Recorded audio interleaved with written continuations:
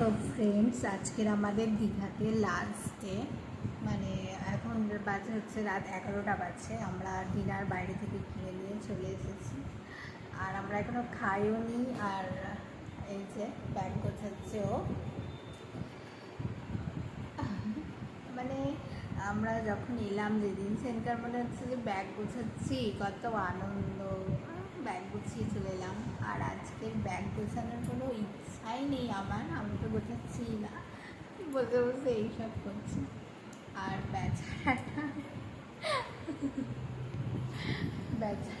বেচারার মতন কাজ করছি।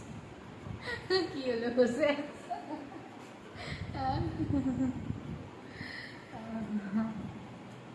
তো চলো, সবাইকে গুড নাইট, ভালো থেকো, টাটা। আবার কাল ব্লগে দেখা হবে।